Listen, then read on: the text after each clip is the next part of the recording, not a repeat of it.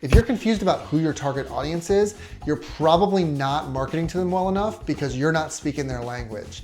It really helps you to have a clear idea of who your ideal customer is so that you can understand how to talk to them. What we're talking about here is an ideal customer avatar or an ideal client profile. It goes by a couple different names, and it really helps you to have a killer marketing strategy. So today, I'm gonna take you through exactly how to develop this and how to use it, as simple as that. My name is Trent Kennelly. I'm a marketing strategist, and on this channel, I talk about all the things that you can do to improve your business through marketing, sales, and analytics. So if that sounds good to you and you're excited, make sure that you subscribe to my channel if you're into it, like this video, comment and let me know who you think your ideal customer profile is before you've even watched this video, and let's get started.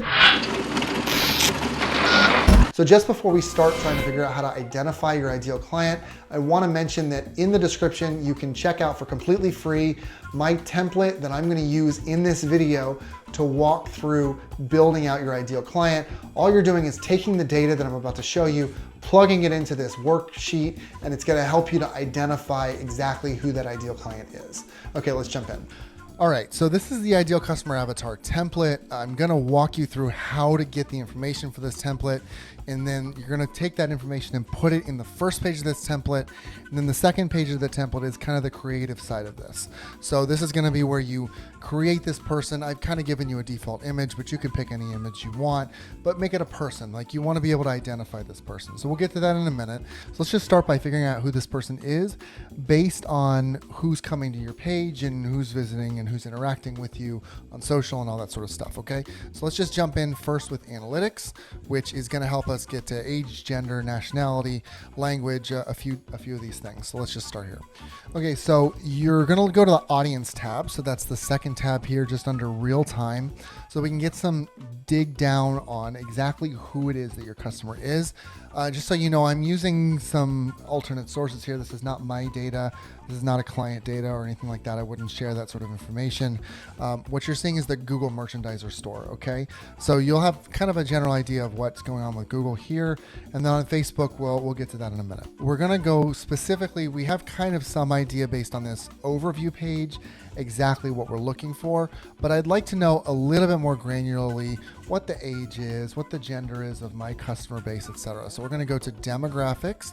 We can do overview to get generally speaking what the information is. If you really want to dig down on what the traffic patterns are like for these different age groups, if they're somehow different, or what the traffic patterns like for gender, that can be really interesting. But for now, we'll just keep it relatively surface level because we're only trying to figure out who generally speaking this person is. So we don't really need that super granular data.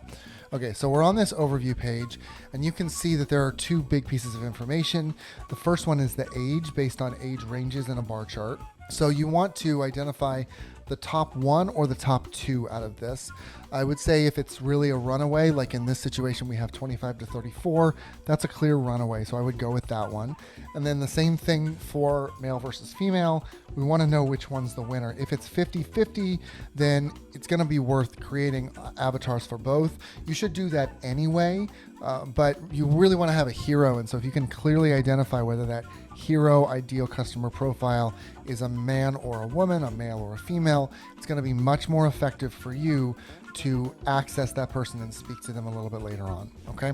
So we've got age and gender. So we can go over here to the ideal customer avatar worksheet. We can put this in. So we're going to put in 25 to 34, and we're going to put in male. So most often men are coming to this page. So next, let's figure out nationality. So the way we're going to figure out nationality, it's in the same overall menu, but we want to look at the locations that they're coming from. These people are coming from the location, so more than likely they are of that nationality. Now, for instance, I live in Belgium, but I'm an American. It would pick me up as coming from Belgium, but that wouldn't be accurate. But I mean, there's such a small percentage of the population that's like that, that it wouldn't be really worth digging into too much, okay? So let's just go over here to the left side. We're gonna go to geo and then location. I do wanna point out really quickly, I didn't point this out before, that this is date dependent. So if you wanna be extremely accurate on it, you should make it over all time, or I would even suggest looking at it as all time, last 90 days, last 28 days, and last 7 days, because then you can kind of get a range of what it's looked like over that period of time, especially if your messaging has changed. Okay, but for now, I mean, it's not really that big of a deal for us because we're on the Google Merchandise Store. Okay, so we see up here as it gets darker, that's more people that are coming to the site from that location. So the United States is the darkest, and that's backed up by the numbers here. So we've got the United States that has 5,981 users in the last week, and 5,038 of those are new users. Okay, so we have a pretty good idea that we can say our ideal client is probably from the United States. So we're going to say United States, and then we can figure out the primary language here. So let's go back over here. Just above that location is the language here. So click language, and it's not necessarily going to make sense at first glance once you see this, because it says ENUS, ENGB. So it's broken down, especially in English, based on the type of English. So there's English from the US, English from Great Britain, general English. And the reason that they break it down this way is just think about when you speak to a Brit as an American, or as a Brit you're speaking to an American, right? It's kind of a little bit off. You can feel that something is not quite culturally consistent. It's not that there's a huge inconsistency or anything like that, but there's certain language that's used that's a little bit different. When you're reading it, you can see certain spelling is different. So it's important, because if you are an American and you're seeing that you have a huge amount of traffic coming from ENGB, so English Great Britain, then it's going to be important for you to adapt your language to Great Britain, right? So we've got ENUS and ENGB are the highest here, but ENUS is the runaway. So we're going to say English, but we're going to put ENUS in there just so it's super clear. So this next one, family status, we can't really get that here, so we're going to skip that, and we're going to skip the next two because it's not easy to grab those on Google Analytics. So let's go over to the top 3 interests. So this is a really interesting thing to grab on Google Analytics. So you go over to interests, it's just above geo here. There are 2 different things that sound like interests. So there's the affinity categories and there's the in-market segments. So affinity categories you can think of as top of funnel. If you want more information on funnels, you can check out this video here that tells you about marketing funnels and how they work. But in any case, this is going to tell you at that top of funnel level where people are coming from and what is interesting them. Okay, so for instance, in this, because this is a Google Merchandise Store, you have shoppers are the most interested, and then media and entertainment after that. So these are kind of logical. They're generalized sections, but you can kind of get an idea for what it is. And then in-market segments. So in-market segments are for people who are hot. These people are ready to buy. So this is where people are coming from when they are in that I'm really hot stage, okay? So for purposes of this ideal customer avatar, because we want to bring more people in, we're going to look at that affinity categories, because that's going to help us identify who we're supposed to be speaking to, okay? So I see we've got shoppers, movie lovers, and technology. So I'm going to just put all 3 of those in there. All right, so honestly, that's it for Google Analytics. You've got it. So to get the family status, the professions, and the education level, we're going to use Facebook Audience Insights. This is a really, really powerful tool.